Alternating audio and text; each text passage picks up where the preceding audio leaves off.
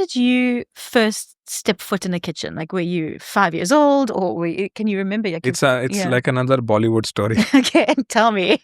Welcome to Nourish by Spinneys, where we promise to inspire you to eat well and live well. I'm Tiffany Eslick. We're currently on summer break, and we'll be back with new episodes in September. In the meantime, here's one of my absolute favorite episodes with Chef Himanshu Saini, who leads the first and only Indian restaurant in the world to have 3 Michelin stars. When I sat down with him in 2023, he spoke about the evolution of his menu, as well as which dish nourishes his soul. Can you tell me about that plate with the heart on it that's scribbled? It looks like someone loved their food, drew a heart, and then you framed it? And it's a special guest. This was Massimo Bottura. Oh my gosh, amazing. And he came to eat first time when he was opening Torno Subito. Mm-hmm. And someone recommended him, and then we literally pushed him because he always comes on a busy schedule. Yeah. So we know someone who knew him, so we literally pushed him, make it happen, make him come. So the studio is always operational in dinner, but we specially opened for him in lunch. Okay. Then he came, and this is one of the main plates. He loved it. Yeah. And he just did it out of he's a big heart, and it was a special moment. And I don't know, for some reason I thought maybe I just keep it like that. Yeah. And then we framed it, and then we put a resin paint on it to preserve it. Mm-hmm. And then he came second time, so we showed it to him. Yeah. He was surprised, and then he signed at the back. Okay. Said, I want to sign it. And then I think people like these who were visionaries, who've changed how the world is eating right now, I think they come with some amount of good luck with them. So I think this is something which I feel is always a blessing to us, that he's now eaten 3 times with us. Every time he wants to come, he let us know. We open specially for him in lunch. Yeah. And he's already looking forward to come again. Yeah. So I think it's something which deserves a place like this. Absolutely. It's such a great talking point. It's always memorable. It reminds us. When you talk about people who are changing the way we eat, I mean, you're incredibly humble because you're changing the way that we eat. We try. Who else do you kind of look at for inspiration, or who have you looked at over the years? Or I have a different philosophy. I always look for something which is unique and different. And of course, I really look up to Massimo Bottura, or anyone who has done something to an ethnic cuisine. We think we know about Italian food, but then if you ask someone, they would name you 5-6 dishes, and that's what they know about. You ask someone with Italian food, they'll name you a pizza or a pasta, or a lasagna, and then ravioli. It's all forms of pastas and pizzas, but then the imagination stops. Then people stop pursuing, go ahead. So for me, anyone who is doing, like for me, Chef Orfali also has a great regard for him, because what he's doing for an ethnic cuisine, like a Syrian cuisine, is something which the world was not aware. And he's bringing it to this city. And of course, his style and vision. And of course, the restaurant in Dubai has so much an outreach, that in terms of ingredients, in terms of people who come to eat. So I call my cuisine not modern anymore. I think it's an evolution. Modernization has always happened with any cuisine for over the years. Like for Indian cuisine, I think when Portuguese come to India, they brought something to India. When Mughal came, they brought something to us. We were not country which were growing chilies. We adopted that in part of our culture. So I think any chef who, like even for Chef Gregoire, what he does with his cuisine is something which really excites me, because they're doing something unique, and they're all homegrown restaurants. So they don't come in with their famous dishes from elsewhere, and kind of replicate that. They have adopted themselves to the city, to the produce, to what is available, what is not available. And I think cooking for people in Dubai is very difficult. So I have great regard for everyone, all the homegrown chefs in Dubai. I think they're all inspirational, in their own way. Yeah. Even, for example, Chef Neha Mishra from Kinoya. Yeah. It just fills my heart when I see Indian doing so precise job, especially Japanese food needs so much of precision, and like you can't tell if it's Indian or a Japanese who's cooking it. And when I go there, sometime I see Japanese eating. For me, that's the biggest success of that place. And now she's opened up in Harrods, which is another iconic. I'm a big believer of an underdog stories. So I think I can't name few. There are many chefs who I look up to for many different reasons. Yeah. When did you first step foot in the kitchen? Like, were you 5 years old, or can you remember? It's like another Bollywood story. Okay, tell me. No, because it's my maternal grandparents' house was like a very big house, and there were almost 50 people. Oh gosh, big extended family. My grandfather, his brother, and his extended family used to stay together, and it was a fairly big house, and a kitchen as big as this room right now. Yeah. And imagine when you're cooking food for 50 people every day, it's a mini banquet. Yeah. And then my grandmother used to give everyone an assigned job. You know how it happens in kitchen. Yeah. And one of my aunt's job was just to knead the dough. So she would get the wheat and then pick the right ones, and then grind it herself, and then make a dough every day. Yeah. And then somebody's job is to get the spices, roast them, grind them, mix them. Yeah. One job is just to do the pickles. So everyone has one job or the other, and it was just like any other professional kitchen. There's one who would do, the one who was the naughty one gets to do the dishes. Was that you? Oh, I mean to say in terms of my aunts and my uncles. Yeah. But not the men. Back in the day, the men of the house was not part of the kitchen, especially in India. Now it's changed. But then I think that was my first memory of how a kitchen should be, how people have been assigned to do a certain job. I used to follow my mother all around, so spend a lot of time with her in the kitchen, helping her peeling the green peas. It used to come, because for 50 people, it used to come like in kilos. So one afternoon, everybody would sit down and just peel the peas. Yeah. So it was a fun activity. I think that was whenever I used to go at their house, I always involved myself in playing or helping, giving a hand wherever possible in the kitchen, and eating, of course. That's a big thing.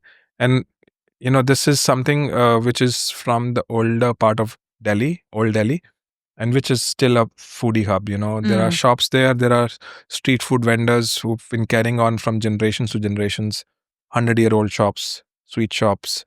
And so anyone who've been living in that area, they would know what food means to them. I have many times said it, that we were living to eat. That was the passion. So every day we used to look forward, of course, to eat at home, but then to go out and eat some snacks and then enjoy the street food.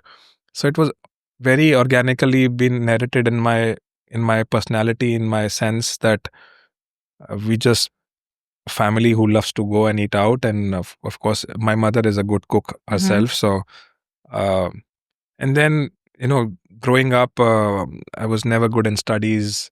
Sports were never given an option by the family, because they would think, okay, you have for a lawyer. Those were the three professions considered to be respectable back in the day. Yeah. And or being a chef is not acceptable. Or then else, if you're not good at anything, you join the business. Yeah.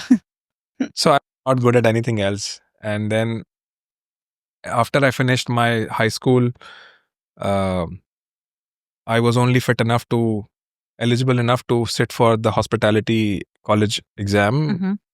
That was the only option. And I sat for that exam, I cleared that exam, then I enrolled myself into culinary school. And then I think it was like a tumbling effect, one after the other.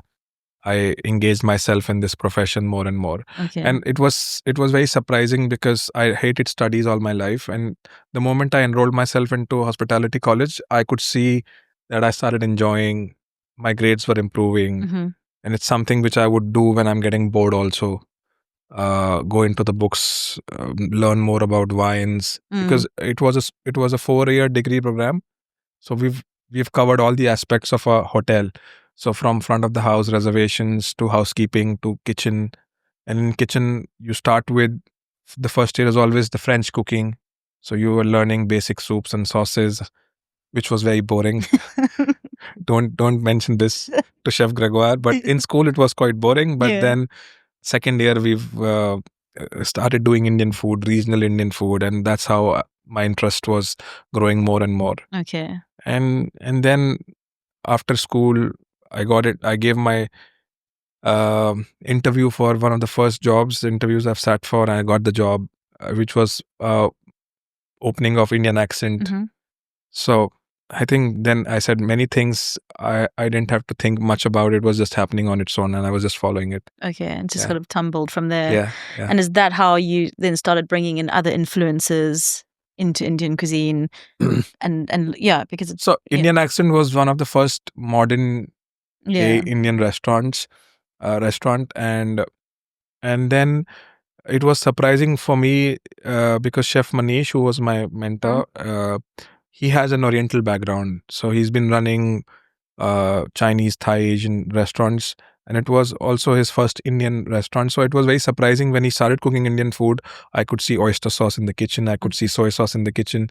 I could see a lot of Asian ingredients and how he's using it intelligently with Indian food, always in shadows, miso in cooking, and so it was very refreshing. And I think it was back in the day the best kitchen for any young chef to be in. So I think a lot of things opened up from me from day one, because for me, Indian food before joining that kitchen was what we were taught in school and what we have eaten at homes and what we've seen on the streets. But then he tried to make it more interesting, incorporating more elements, more ingredients. And I think from that onwards, the openness in terms of cooking came into existence. And I've only worked under him as a chef. Otherwise, I worked in that kitchen for 5 years. I was a trainee, and then when I was leaving, I was a sous chef. And then I've never worked for any other chef. I've started to do my own thing after Indian accent. So my only learning as a chef under some chef was in that kitchen. So I think that kitchen is very special for me. I think it's not just cooking or cooking philosophy. It's many things to do with running a restaurant. Because Chef Manish is, he was also a leader in the kitchen. He has active involvement in what happens in the front of the house.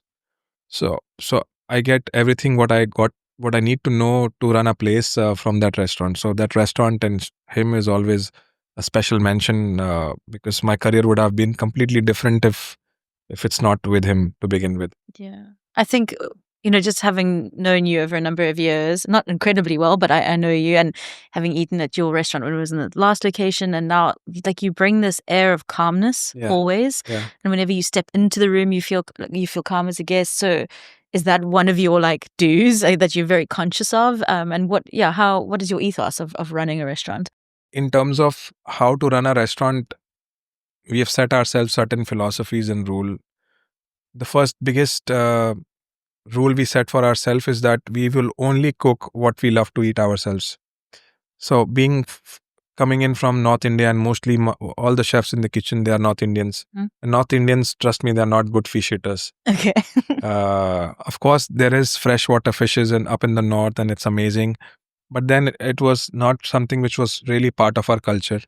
And now I can eat everything. I am a big fan of raw fish. But sometimes when the fish is being cooked, is something I am not still comfortable with. Of course, when I'm going out, I'm eating somewhere, I can eat it. But then I would say to myself, if there's something which I'm not 100% confident of myself, my palate is not 100%, doesn't know what is right, what should be the right texture, I have no idea about it. Yeah. So I would not, how could I make it interesting for someone who's coming into the restaurant? So in last 5 years, I have never done a fish dish in my recipe in my restaurant. Okay. Can you believe that? that? True, actually. Yeah. There's always shellfish. Yeah. But there's never a fish preparation. So we always, even if there is something which would, of course, we do experimentation and everything when we do collaborations. That's our playground. Yeah. And there we try a lot of things to get used to it, to still feel that, at some point of time, we are using it to get used to it, and then maybe we have it in the menu. So it happened with many ingredients. We first started cooking with lobster. We've done many trials, versions, cooked in many collaborations, and now it's like a mainstay in the menu. The second biggest thing what we try to follow is to stay away from luxury ingredients, and we just don't use it for the need to use it, for the sake of using it. And I think by just following these two rules, we set ourselves apart from many restaurants who follow the trend. Of course, they know how to keep up with them. We don't know, but then even doing that, it just makes the menu have a very different outcome. You would not see, Dubai as a city trends on luxury ingredients. But it's mostly with a restaurant from overseas, because that's how their concept worked there. So they try to replicate all of that here. But I think these two philosophies is something which sets us apart. And apart from this too, another one, how we try to do the menu is saying that there are 20 dishes in the menu. 11 of them are vegetarian dishes. So there's only one way where you can make people eat 20 dishes is to have a balance of meat and vegetables. Even though dishes which has animal protein, it's always used for me as a secondary ingredient on the plate. For me, the dish of lobster is not about lobster. The dish of lobster is everything else about lobster. The lobster is just there so that you can enjoy the curry, for example. Or a dish of the crab in a cinnamon bark is not about the crab. It's about cinnamon. It's about a blend of spice which is enhanced through the sweetness and meatiness of. So it's the other way around. Like if you go to a European kitchen, you have the meat on the plate, and then you have a side dish to go along with it. For me, we follow the other way around. Okay. And then I believe that I don't believe in a concept of signature dishes, because I mentioned that I always believe in the process of evolution. So what you've eaten few days back is not something which we have brainstormed couple of months, 3 months, 4 months ago. Of course, there are many things which we thought of in last 2-3 months, but every element on what you've eaten is something which is in the process. We are using it from last 15 years of my cooking. So maybe a pickle somewhere 4 years ago with many new understanding or new technique has become something else over these years. So for me, every dish is not a complete dish. Every dish is not a final dish. It has a scope. Every element, sauce, curry, every vegetable has a scope to become better, or taking inspiration from what it is today and then making it better for tomorrow. Having eaten here recently, and you can see that there's so much kind of not history, but like thought and experience that has gone into your menu. There's a lot that you take in. There's so many interesting facts about, as you're going through the different regions and the different tastes. It's fascinating. And so to hear behind the thinking behind that is very interesting. I think that is something also which we are really proud of, because it just again sets up apart from many Indian restaurants also, because we are not just serving Indian food. And this is an approach which we developed from last year, because before last year also, when I started to travel a lot, and at many moments I was asked to speak on the stage about Indian food, modern Indian food, mostly modern Indian food, because of what people know about our restaurant. But then whenever I used to go and speak about it, at some point I always felt that there is a disconnect between the audience and what I'm speaking, because people don't know about Indian food. So there is no point of talking about how modern the Indian food has become, or how progressive we can approach we can follow to make it interesting. And that's what, when I come back, and one of the time I was in Croatia and I was speaking about modern Indian food, halfway through I realized that I was not making sense to anyone. I just randomly asked that if anyone in the crowd can name me 5 Indian dishes, and there was no answer. Oh my goodness. So, and that was one trip. I came back and I asked myself that there is no point of doing what we are doing unless we little bit try to educate people that what is Indian food. Indian food is not as unknown as Syrian food, for example. What Chef Arfali is doing is also amazing.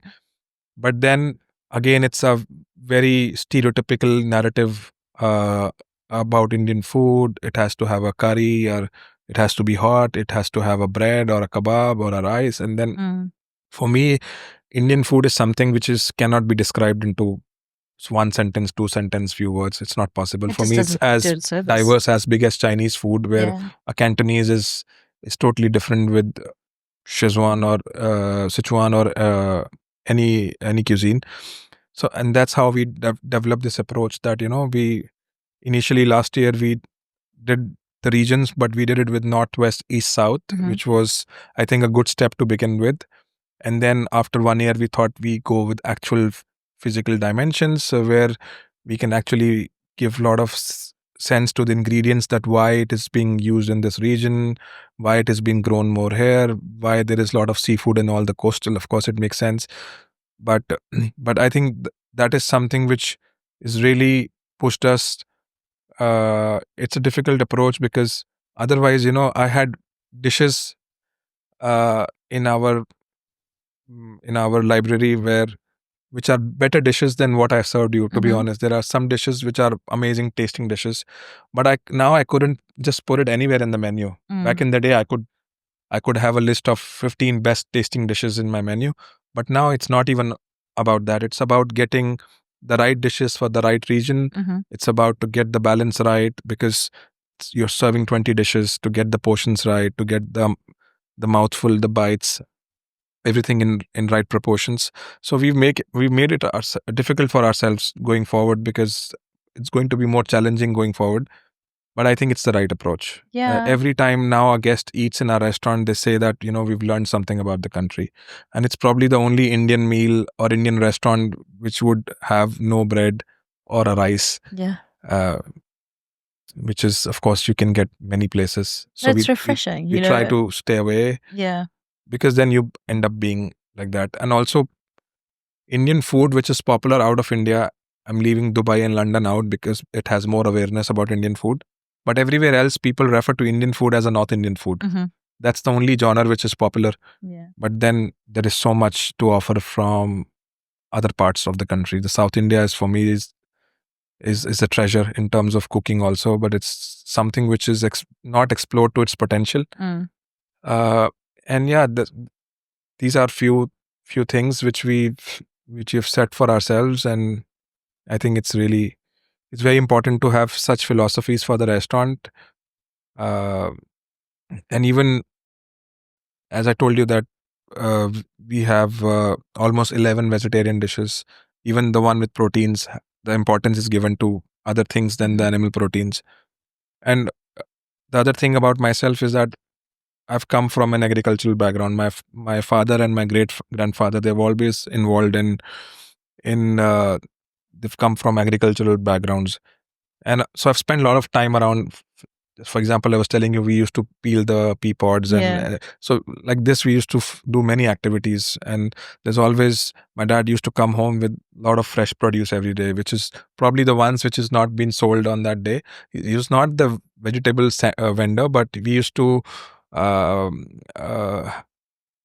like we used to get all the crops and everything from the farms, and we used to bring them to the city, and then we used to sell them off through like, so we were the middlemen somewhere. So we were dealing with the farmers, but my great grandfathers were all farmers to begin with, and then they moved ahead in their lives and they become like a middleman. And I think that's something which is also very organically, it comes out in our dishes. When you see them, they have so many elements of plants and everything. And that's also the intention when we took up this space here on the terrace, that we wanted to set up our own garden, which is a very challenging job again. There are few things which we can do in summers, but now going forward till April, May is something which we always look forward to. What are you going to be growing? Right now we're doing hibiscus. Mostly the things which we are doing right now is for the bar program, and then certain things in the kitchen, like the hibiscus flowers. We have 500 hibiscus plants which survived the heat all summer, and now they're blooming with a lot of flowers. So we dry the flowers and we use them in the cocktails. Then we have at least 10 banana trees. So we use the leaves for plating and presentation, for cooking something as well. Then we planted papaya trees. We keep on experimenting to see what works, what doesn't work. Also, it's very surprising that even certain things can be still manageable to do in summers, because we are just very close to the sea. So there is always a humidity around this area, which helps few plants to perform better. And then we do a mountain basil It has amazing small flowers. Even the tiny one flower has so much flavor. I think it's equivalent to 2 leaves of basil. It's just so pungent and so flavorful. Then going forward, we would have cucumber coming in, fig trees we are planting because we use fig leaves for the bar program. We're going to plant cucumber to use the flower with the tiny cucumber attached to it.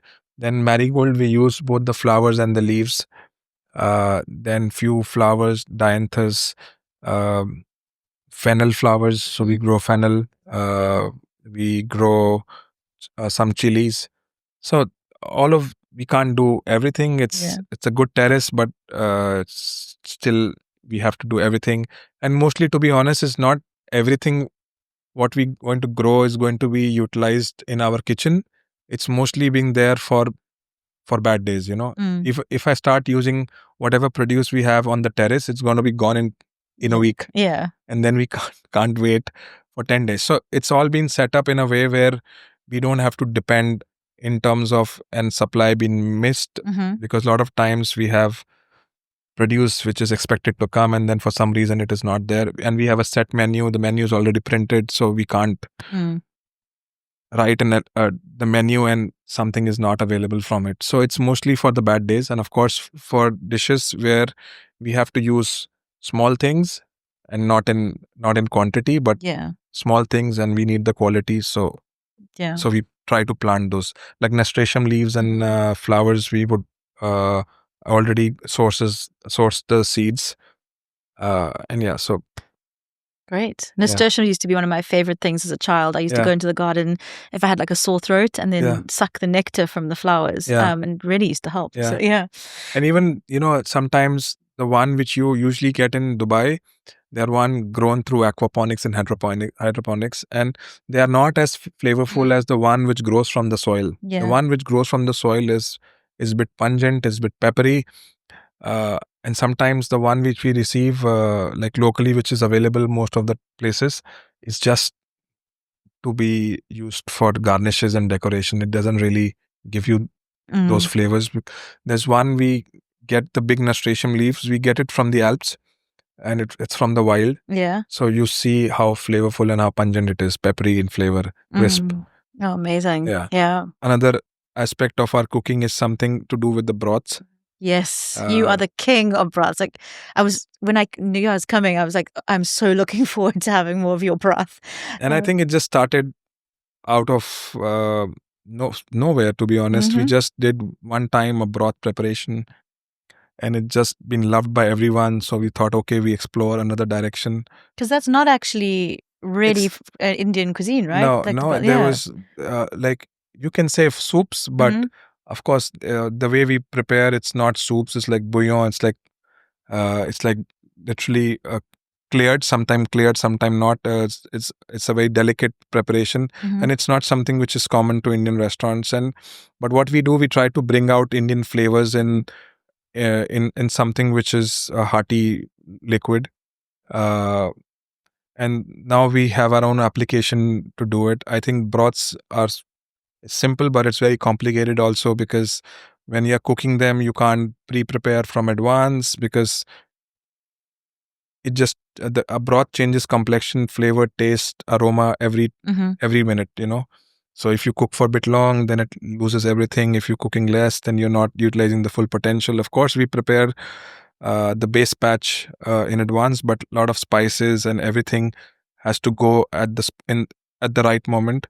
And that's one thing which I have to taste like at least 100 spoons every day, you taste. Well, if you ever need another taster, I mean, just call me. Like, I'm happy. But it's something, as I said, it's become a really important part of the restaurant. There are a lot of people who want to take it home with them. So it feels happy that it's something which has been appreciated. There's so much depth to your broth. It's like you're going on your own journey just in the broth. It's just that how we think. My first intention is to treat a broth same as a dish. Even a broth can have all the flavors of what can go in a dish, but then you have to transform it, use certain ingredients, spices at the right time in right proportions, use fat in certain way. Yeah, so it's something which we are really proud of. I think it's something which is being made in the restaurant. So really proud. Now we have at least, I think, 5 broth dishes in the menu. I think one day we'll probably pair it with the broth only. Great. if not with alcohol or with drinks. I have one last question for you. Yeah. We ask everybody on our podcast because it's called Nourish by Spinneys. So what nourishes your soul? It could be anything. It doesn't have to be with your restaurant, or it could be, but yeah, in life. I think a bowl of ramen. I think that's where my love from broth must have been. That I can enjoy a bowl of ramen any day, and I think that is where I find my love for the broths, and it's so comforting. It's not heavy. It's healthy at the same time. You can put in so many vegetables to it: meat, proteins, noodles. And I think it's just a meal on its own sometimes, and I miss it. Recently, Chef Neha at Kinoya, she's made the duck version of a ramen bowl, and for me, I just when I'm sad, I think about it, and it just makes me happy. I think that's one weakness I have. I think it's a bowl of ramen which is healthy and it's comforting. It's amazing. Oh, I totally agree with you. Yeah. Thanks so much for your time. Thank you so much. It was a pleasure talking to you. Yeah, you too. I feel like I could talk for another 3 days, but yes, you've got work to do tonight. So yeah, thanks. Thank you so much. Okay, cool. Thank you.